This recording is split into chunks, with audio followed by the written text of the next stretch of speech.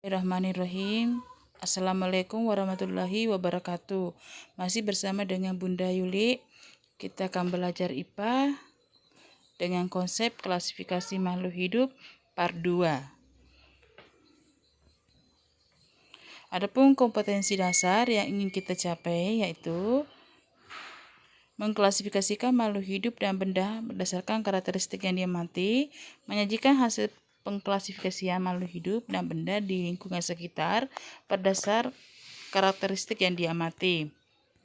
Kemudian tujuan pembelajaran yang pertama, peserta didik dapat melakukan pengamatan terhadap makhluk hidup dan benda tak hidup, menjelaskan ciri-ciri makhluk hidup, menjelaskan perbedaan makhluk hidup dengan benda tak hidup, melakukan pengamatan terhadap berbagai makhluk hidup di sekitarnya, menjelaskan ciri-ciri makhluk hidup di sekitarnya.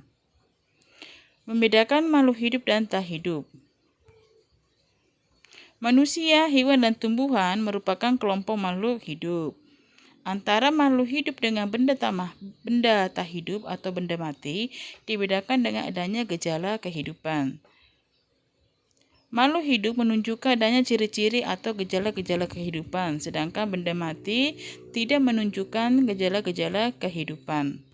Anda bisa buka bukunya halaman 39, di situ ada kotak. Ayo kita mengamati kegiatan 2.4, mengamati ciri-ciri kehidupan. Lakukan pengamatan tentang ciri-ciri kehidupan pada manusia, tumbuhan, dan hewan. Susunlah dalam tabel 2.3 berikut. Tabel 2.3 ciri-ciri kehidupan manusia, tumbuhan, hewan. Adakah persamaan ciri kehidupan pada manusia, tumbuhan, dan hewan? Solusi atau alternatif jawaban. Tabel 2.3 ciri-ciri kehidupan manusia, tumbuhan, dan hewan. Yang pertama, manusia bisa bernapas. Begitu pula tumbuhan dan hewan. Ciri kehidupan yang kedua, tumbuh dan berkembang. Manusia bisa, tumbuhan bisa, hewan juga. Ciri kehidupan ketiga, berkembang biak atau bereproduksi. Tumbuhan, hewan, manusia bisa. Kemudian ciri keempat, manusia dapat mengeluarkan sak sisa atau ekskresi, tumbuhan dan hewan juga bisa. Dan terakhir, ciri kehidupan bergerak pada manusia, begitu pula tumbuhan dan hewan juga bisa bergerak. Hanya bedanya, kalau manusia dan hewan bisa bergerak dengan pindah tempat atau pindah posisi, kalau tumbuhan hanya bergerak hanya sebagian dari bagian tubuhnya. Adakah persamaan ciri kehidupan pada manusia, tumbuhan, dan hewan? Ada. Masing-masing antara manusia, tumbuhan, dan hewan mempunyai persamaan ciri mulai bernapas, tumbuh dan berkembang biak, mengeluarkan sak sisa, dan bergerak. Ciri-ciri makhluk hidup. Yang pertama, bernapas. Yang kedua, memerlukan makanan dan minuman atau nutrisi. Yang ketiga, bergerak. Keempat, tumbuh dan berkembang. Kelima, berkembang biak atau reproduksi. Keenam, peka terhadap rangsangan atau iritabilitas. 7, menyesuaikan diri terhadap lingkungan atau adaptasi. Ciri yang pertama, bernapas. Setiap saat kita bernapas, yaitu menghirup oksigen dan mengeluarkan karbon dioksida. Kita dapat merasakan kebutuhan bernapas dengan cara menahan untuk tidak menghirup udara selama beberapa saat. Kira-kira apa yang terjadi? Ya, tentunya kita akan merasa lemas sebagai tanda kekurangan oksigen.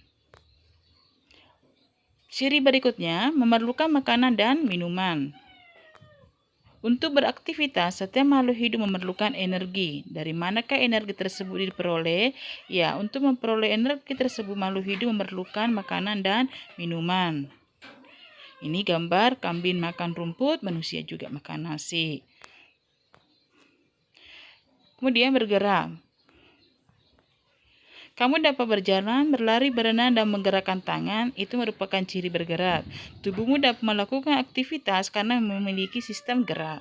Sistem gerak terdiri atas tulang, sendi, dan otot. Ketiganya bekerja sama membentuk sistem gerak. Tumbuh dan berkembang. Perhatikan tubuhmu semakin tinggi dan massa tubuhmu sekarang dengan tinggi dan massa tubuhmu waktu masih kecil, tentu saja tidak sama.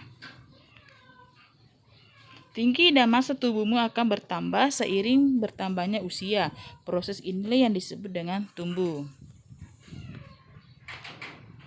Hewan juga mengalami hal yang sama. Kupu-kupu bertelur, telur tersebut kemudian menetas menjadi ulat, lalu menjadi kepompong, kemudian menjadi kupu-kupu muda, dan akhirnya berkembang menjadi kupu-kupu dewasa. Ini ada gambar 2.7, manusia dan hewan mempunyai ciri tumbuh dan berkembang. Di gambar manusia, seiring dengan bertambahnya usia, tinggi dan massa tubuh juga bertambah. Kemudian kalau berkembang itu proses menuju kedewasaan. Ini gambar hewan peristiwa metamorfosis. Di kupu-kupu bertelur, kemudian menjadi ulat, ulat menjadi kepompong, kepompong menjadi kupu-kupu kecil atau kupu-kupu muda, kemudian menjadi kupu-kupu dewasa. Berkembang biak atau bereproduksi. Kemampuan makhluk hidup untuk memperoleh keturunan disebut berkembang biak atau reproduksi. Berkembang biak bertujuan untuk melestarikan keturunan agar tidak punah.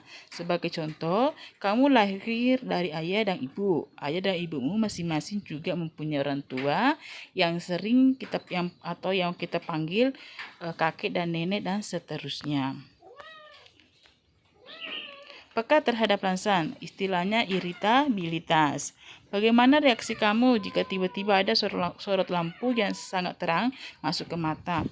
Tentu secara spontan, Ananda akan segera menutup kelopak mata. Dari contoh itu menunjukkan bahwa manusia mempunyai kemampuan untuk memberikan tanggapan atau respon terhadap rangsangan yang diterima. Ini contohnya silau karena cahaya lampu ini kelopak mata menutup. Ingatlah, iritabilitas merupakan kemampuan makhluk hidup untuk menanggapi rangsangan. Hewan dan manusia dilengkapi dengan alat indera untuk menanggapi rangsangan seperti hidung untuk mencium bau, mata untuk melihat, telinga untuk mendengar. Hewan tertentu memiliki alat indera khusus seperti gurak sisi pada ikan yang berfungsi untuk mengetahui perubahan tekanan air. Tumbuhan juga mempunyai kepekaan terhadap rangsangan yang menghasilkan gerak pada tumbuhan. Rangsangan tersebut biasanya berasal dari sentuhan, cahaya matahari, air, zat kimia, suhu, dan gravitasi bumi. Ciri yang terakhir, menyesuaikan diri terhadap lingkungan, istilahnya ya adaptasi. Kemampuan makhluk hidup untuk menyesuaikan diri dengan lingkungan disebut dengan adaptasi. Contoh, tumbuhan yang hidup di tempat kering atau sedikit mengandung air memiliki daun yang sempit dan tebal. Sedangkan tumbuhan yang hidup di tempat basah, banyak mengandung air, memiliki daun yang lebar dan tipis. Contoh lain, pohon jati pada musim kemarau daunnya digugurkan untuk menghemat penguapan air. Demikianlah materi atau paparan dari Ibu. Semoga bermanfaat. Terima kasih. Assalamualaikum warahmatullahi wabarakatuh.